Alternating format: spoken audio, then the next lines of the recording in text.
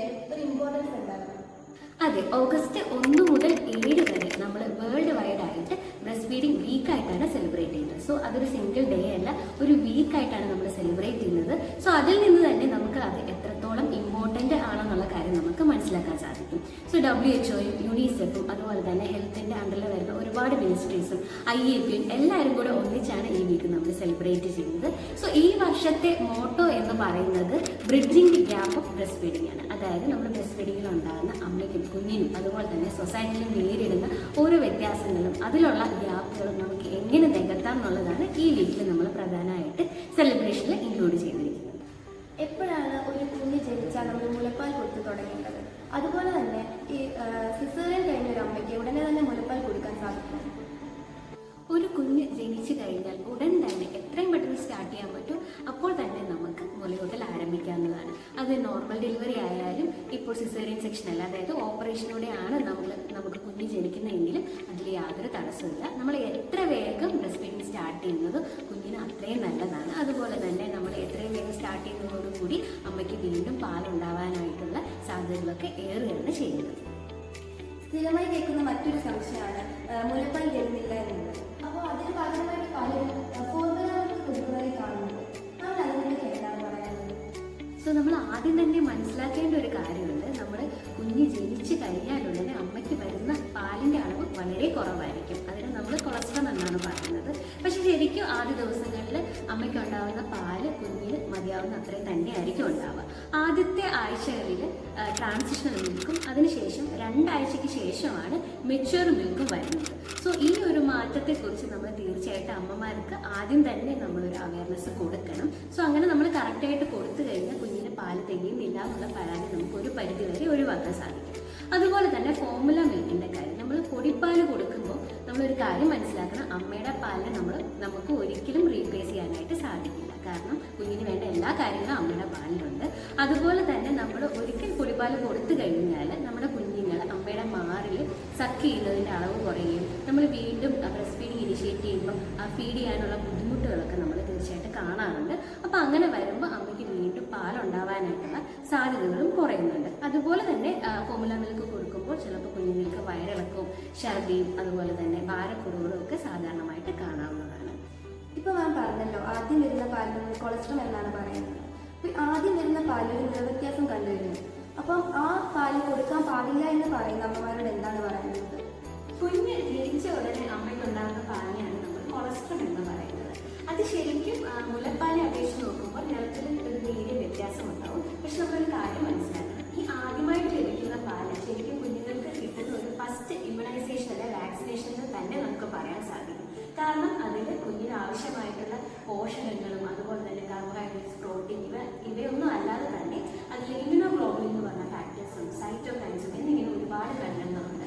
ഇത് കുഞ്ഞിൻ്റെ ഭാവിയിലേക്കുള്ള പ്രതിരോധ ശേഷി കൂട്ടാനും അതുപോലെ തന്നെ വളർച്ചയ്ക്ക് വേണ്ടിയിട്ട് ധാരാളമായിട്ട് ഹെൽപ്പ് ചെയ്യുന്ന കാര്യങ്ങളാണ്. അതുകൊണ്ട് ആദ്യം ഉണ്ടാകുന്ന പാല് കൊടുക്കാനായിട്ട് നമ്മൾ എല്ലാവരും ശ്രദ്ധിക്കണം. അത് കൊടുക്കുന്നത് കൊണ്ട് മറ്റൊരു ദോഷവും ഉണ്ടാകുന്നു. ഒരു കുഞ്ഞിന് എത്ര നാൾ മുലപ്പാൽ കൊടുക്കണം? അതുപോലെ മുലപ്പാലിൻ്റെ കൂടെ വെള്ളം, മുട്ടയിൽ അതുപോലെ എന്തെങ്കിലും വേറെ സാധനങ്ങൾ കൊടുക്കേണ്ട ആവശ്യകതയുണ്ടോ? കുഞ്ഞ് ജനിച്ച ഉടനെ തന്നെ നമ്മൾ മുലയൂട്ടൽ ആരംഭിക്കേണ്ടതാണ്. മുലയൂട്ടൽ കുഞ്ഞിൻ്റെ ജന്മാവകാശമാണ്. നമ്മൾ 2 വയസ്സ് വരെ കുഞ്ഞിന് ധൈര്യമായിട്ട് മുലപ്പാൽ കൊടുക്കാവുന്നതാണ്. അതുപോലെ തന്നെ 6 മാസം വരെ എക്സ്ക്ലൂസീവ് ബ്രസ്റ്റ് ഫീഡിംഗ് ഉണ്ട്. അതിൻ്റെ ഇടയിൽ നമ്മൾ ഈ തേന്, വയമ്പ് അതുപോലെ തന്നെ നേരത്തെ ചോദിക്കുകയുണ്ടായി വെള്ളം കൊടുക്കേണ്ട ആവശ്യമുണ്ടോ. അങ്ങനെ എക്സ്ട്രാ ആയിട്ട് ഒരു സാധനം കൊടുക്കേണ്ട ആവശ്യമില്ല. കുഞ്ഞിൻ്റെ വളർച്ചയ്ക്ക് വേണ്ടിയിട്ടുള്ള എല്ലാ കാര്യങ്ങളും അമ്മയുടെ പാലിൽ തന്നെയുണ്ട്. അതുപോലെ തന്നെ നമ്മൾ പാല് കൊടുക്കുമ്പോൾ നമുക്ക് ശ്രദ്ധിച്ചാൽ മനസ്സിലാവും, ആദ്യ സമയങ്ങളിൽ വരുന്ന പാല് വെള്ളം പോലെയുള്ളതും പിന്നീട് വരുന്ന പാല് കട്ടിയുള്ളതുമാണ്. സോ ആദ്യം വരുന്ന പാലിൽ കുഞ്ഞിൻ്റെ ദാഹം മാറ്റാനുള്ളതും പിന്നീട് വരുന്ന പാലാണ് കുഞ്ഞിൻ്റെ വിശപ്പ് മാറ്റാനുള്ളതും. അതുപോലെ തന്നെ അതിലാണ് ഫാറ്റ്സും മറ്റു കാര്യങ്ങളും ഒക്കെ അടങ്ങിയിട്ടുള്ളത്. സോ നമ്മൾ ബ്രസ്റ്റ് ഫീഡിങ് ചെയ്യുമ്പോൾ ഒരു 10-15 മിനിറ്റെങ്കിലും തുടർച്ചയായിട്ട് ബ്രസ്റ്റ് ഫീഡിങ് കൊടുക്കാനായിട്ട് നമ്മൾ ശ്രദ്ധിക്കേണ്ടതായിട്ടുണ്ട്. ജോലിക്ക് പോകുന്ന അമ്മമാരിൽ കണ്ടുവരുന്ന മറ്റൊരു സംശയമാണ് ഈ കെട്ടി നിൽക്കുന്ന പാല് കുഞ്ഞുങ്ങൾക്ക് കൊടുക്കാൻ കഴിയുമെന്നുള്ളത്. അതും അത് പിഴിഞ്ഞു കളയണം. ഈ പിഴിഞ്ഞു വെക്കുന്ന പാല് നമ്മൾ എങ്ങനെയാണ് സൂക്ഷിച്ചു വെക്കേണ്ടത്? അത് വളരെ റിലവൻ്റ് ആയിട്ടുള്ളൊരു ചോദ്യമായിരുന്നു. കാരണം നമുക്കറിയാം ഇപ്പോൾ എല്ലാ അമ്മമാരും ജോലിക്ക് പോകുന്ന അമ്മമാരാണ് അല്ലേ. അപ്പോൾ ചിലപ്പോൾ അവർക്ക് ആ ഗ്യാപ്പിൻ്റെ ഇടയിൽ വന്ന് ഫീഡ് ചെയ്യാനൊന്നും ചിലപ്പോൾ സമയം കിട്ടിയെന്ന് വരില്ല. സോ സോ ഒരു ഫീഡ് മുടങ്ങിയാലും ആ കെട്ടി നിൽക്കുന്ന പാല് കൊടുക്കാൻ പറ്റുമെന്ന് ഒരുപാട് പേർക്ക് സംശയമുണ്ട്. അപ്പോൾ അങ്ങനെയുള്ള പാല് കൊടുക്കുന്നതിൽ യാതൊരു പ്രശ്നവുമില്ല. അതുപോലെ തന്നെ നമുക്കിപ്പോൾ എക്സ്പ്രസ്ഡ് ആയിട്ടുള്ള മിൽക്ക്, നമുക്ക് ബ്രസ്റ്റ് പമ്പ് ഒക്കെ ഇപ്പം ധാരാളമായിട്ട് അവൈലബിൾ ആണ്. അപ്പോൾ നമുക്ക് സുഖമായിട്ട് ഇപ്പം ജോലിക്ക് പോകുന്നതിന് മുന്നേ ഒക്കെ ആയിട്ട് ഇത് എക്സ്പ്രസ് ചെയ്തിട്ട് നമ്മുടെ റൂം ടെമ്പറേച്ചറിൽ ഒരു 4 മണിക്കൂർ വരെയും, അതുപോലെ തന്നെ ഫ്രിഡ്ജിൽ നമുക്കൊരു 4 ദിവസം വരെ, അതുപോലെ തന്നെ ഫ്രീസറിൽ അതായത് -° ടെമ്പറേച്ചറിൽ നമുക്ക് 4 മാസം വരെയും യൂസ് ചെയ്യാവുന്നതാണ്. അപ്പോൾ ഈ ഫ്രിഡ്ജിൽ ഇരിക്കുന്ന പാല് നമ്മൾ എടുക്കുമ്പോൾ അതൊന്ന് തോ ചെയ്തെടുക്കുക. അതായത് ഒരു പാത്രത്തിൽ ഈ പാല് വെച്ചിട്ട് തിളച്ച വെള്ളത്തിൻ്റെ അകത്ത് വെച്ച് ജസ്റ്റ് ഒന്ന് ചൂടാക്കി എടുത്തിട്ട് നമുക്ക് കൊടുക്കാവുന്നതാണ്.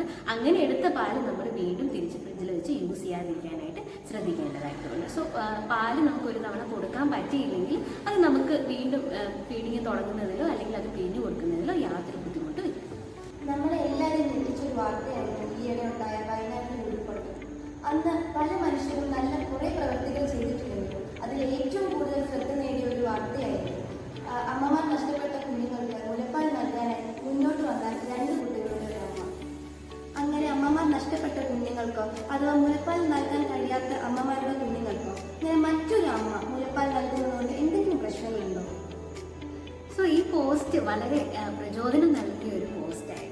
സോ ഇങ്ങനെ അമ്മമാരെ നഷ്ടപ്പെട്ട കുഞ്ഞുങ്ങൾക്ക് അല്ലെങ്കിൽ അമ്മയ്ക്ക് മുലയൂട്ടാൻ പറ്റാത്ത ഒരു സാഹചര്യത്തിൽ എന്തെങ്കിലും മാരകമായ അസുഖങ്ങളോ എന്തെങ്കിലും സർജറിയുടെ ഭാഗമായിട്ട് പാല് കൊടുക്കാൻ പറ്റാത്തൊരവസ്ഥയിൽ നമുക്ക് പാല് ഡൊണേറ്റ് ചെയ്യാൻ പറ്റുന്ന ഒരാളിൽ നിന്നും തീർച്ചയായിട്ടും നമുക്ക് മുലപ്പാൽ കളക്ട് ചെയ്ത് കൊടുക്കാവുന്നതാണ്. പക്ഷെ അതിന് കുറച്ച് സ്റ്റെപ്പുകളും കാര്യങ്ങളും ഒക്കെ ഉണ്ട്. സോ ആ ഡോണറിനെ നമ്മൾ സ്ക്രീൻ ചെയ്യുകയും വളരെ സ്റ്റെറൈൽ ആയിട്ടുള്ള രീതിയിൽ ഈ പാല് കളക്ട് ചെയ്യും, അതിനെ പാസ്ചറൈസ് ചെയ്ത് ആവശ്യമുള്ള കുട്ടികളിലേക്ക് എത്തിക്കുകയും ചെയ്യാവുന്നതാണ്. ഇതിനു വേണ്ടിയിട്ട് ഹ്യൂമൻ മിൽക്ക് ബാങ്കിങ് ഒരു സിസ്റ്റം നമ്മുടെ ഗവൺമെന്റ് ഇപ്പോൾ നടത്തുന്നുണ്ട്. അത് നമ്മുടെ കേരളത്തിലും വളരെ ആക്റ്റീവായിട്ട് നടന്നുകൊണ്ടിരിക്കുകയാണ്. സോ ഇതുപോലുള്ള സാഹചര്യങ്ങളിൽ നമ്മൾ ഓരോരുത്തരും നമ്മളെ കൊണ്ട് പറ്റുന്ന രീതിയിൽ നമുക്ക് സൊസൈറ്റിക്ക് വേണ്ടി ഹെൽപ്പ് ചെയ്യുന്നതിന് വേണ്ടിയിട്ട് മുന്നോട്ട്